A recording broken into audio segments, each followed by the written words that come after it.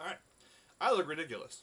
I apologize. I had to have my headphones on because this microphone stopped working last night for some reason. This one works. And it sounds like ass, but it works. And my hair looks like crap, so I put a toque on. And now my head looks gigantic. Anyway, this isn't important. What's important is the changes that happened to Horde Game since last week. Which is a lot. Effectively, the game is running. Let me show you. Go to the desktop. We've got it split into two different views here for you. One is the game view, one is the scene view. I'm going to zoom out a little bit so you can see everything. So, let's go into the game. As you can see, I now have an axe. It will disappear, and it can reappear if I hit F. Bop, bop, bop, bop, bop. There's no animation on that yet, so it's not really doing anything.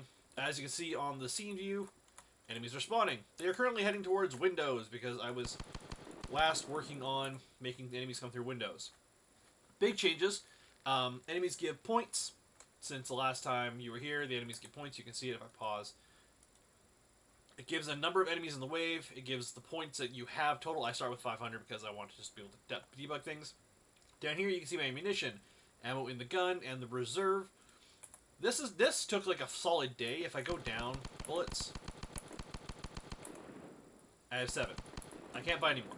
But it gives you whatever's left. Let me do that again with this. So I got the MP34 here, which is MP40, but whatever. I fire. Full auto. It's great. I can change the fire rate and make it go faster or slower. I can also go back to the wall here and purchase ammunition if I want to. It just says buy. I gotta fix this bug a little bit, but if I buy it again, I get it again, and then it says buy ammo, buy ammo. I got the M1G here, buy that, fire, reload, buy ammo. So all that works. I can open doors, and all of these functions are on array. Effectively, the array is shooting out from the central point of the gun here, or the central point of the camera, rather. Being like, hey, did you hit an object and it has this script on it? Cool. If you do this thing, it'll do this thing. So that's how that's working. There's still one enemy somewhere. Where are you? There you are. Enemies are still spawning in waves, and if you watch me go... Watch the scene cam here. If I come over here, the spawners have changed. If I go into here, the spawners have changed. So all the spawners are now located in zones. So as the player enters that zone, it'll be like, hey, activate these spawners. So that's great. Enemy AI is technically working. It's heading towards the nearest wall, which I'm gonna change that anyways. Again, melee. The melee does do damage. It doesn't do a lot of damage, so I don't really use it right now. Plus, there's no animations on it. Pause it. Okay, so let me go back to the big cam. So that took me the vast majority of the week was to getting enemies to move properly towards walls and stuff like that. Player movement, I have a shift sprint, I have a spacebar jump, modeling the guns, testing the guns, getting the guns to work in different fashions, being able to buy ammunition, buy off the wall, open doors, point values, all these kind of things. That took the week to do, which honestly is not that long.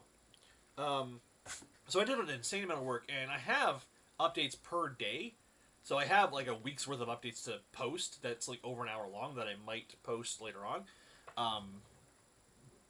But I was basically thinking last night, I'm like, I'm to the point of either I'm going to go full-blown Call of Duty Zombies with this, or I'm going to have to go a different route. So I was trying to get the zombies to go through, the enemies to go through the windows. Because I'm like, cool, Call of Duty Zombies, the enemies go through the windows. I got to make my guys go through windows. But I had a thought. And I said this at the very start of this whole project, that one of the theme suggestions I had in my head was space dwarves versus space bugs. But I didn't want to do that because it was Deep Rock Galactic's, like, thing. That's the theme I'm going with. I thought about it long and hard, and realistically, I don't have the modeling skill or texture skill to match something like Call of Duty Zombies, or there's a new game coming out, I don't remember what it's called, but it's like Call of Duty Zombies, but a separate company. It's a 10-person company making a different game that's basically Call of Duty Zombies, but different. So I'm not touching that genre because they've got their game in early access on Steam. They're doing their thing. So I'm going to do a completely different thing. Now, I was afraid that it'd be too close to DRG and they would come after me for copyright infringement or IP infringement or something like that. Or at least send me an email first being like, hey, what the fuck? So I sent them an email last night being like, hey, just so you're aware, I'm working on this game. It's going to be Space Wars versus Space Bugs. Very similar art style to DRG, but mechanically vastly different. So I sent them an email last time being like, hey, I'm making this thing. It's going to be kind of similar, but also completely fucking different. So if you want to, if there's an issue with this, let me know and we'll work something out. But that being said, I'm going to go with that route. I'm going to go with Space Dwarves, Space Bugs, which actually, the fun thing about being Space Bugs means I don't need to worry about the nav mesh going through windows and stuff like that. I can have the enemies go on walls and roofs and be more of a horde than like zombies crawling through a hallway or whatever. They can go up walls and into alleyways. Like, they don't need windows and stuff like that. They can just go through the window or go through the door or whatever. Like that. It opens a lot more potential. And I might even do robotic bugs. I don't know. I'm still thinking about it.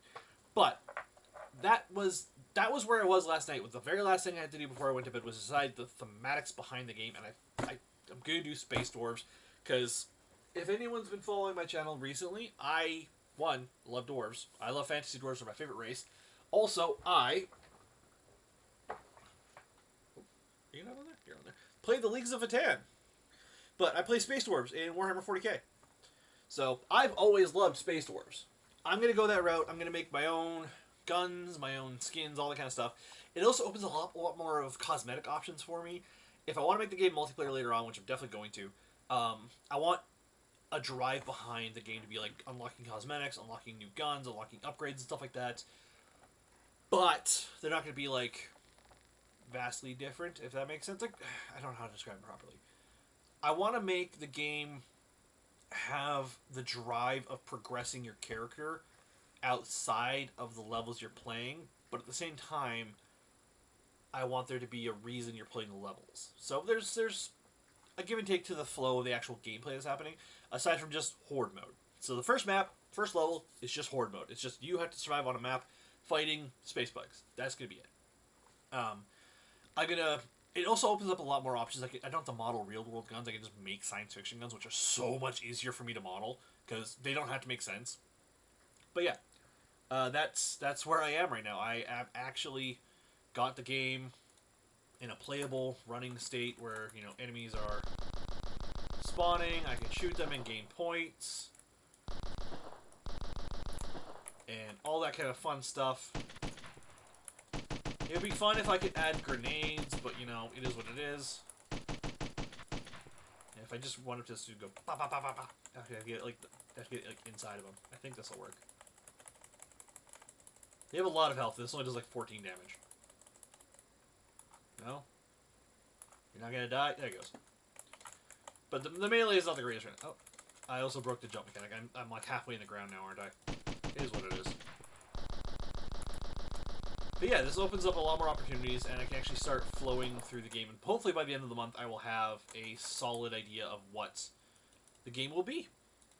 But yes, there we go. That's your update for Horde Game on September 11th, 2023. Have a good day.